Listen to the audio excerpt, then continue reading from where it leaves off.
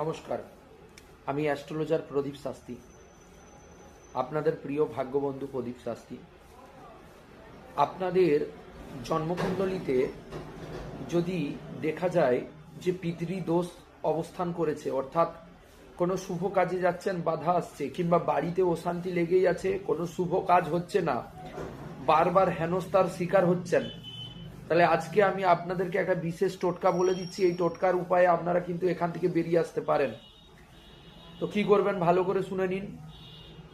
আমাদের যে মহালয়া তিথি পুণ্য তিথি লাগছে, বা মহালয়া তিথির আগে যে পিতৃপক্ষ পড়ছে টানা 10 দিন, আপনাদেরকে এই কাজটি করতে হবে।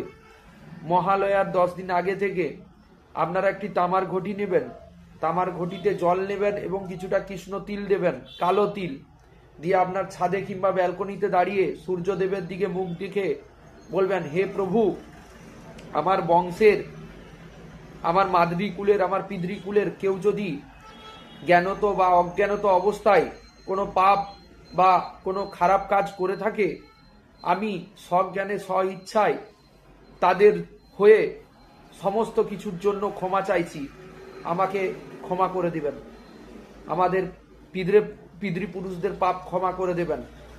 এই কাজটি করে দেওয়ার পরে তামার ঘটিটা ওখানে রেখে চলে আসবেন। পরদিন সকালে কোনো একটা গাছের গোড়ায় দিয়ে দিবেন জলটা। ক্রমাগত 10 দিন করতে থাকুন।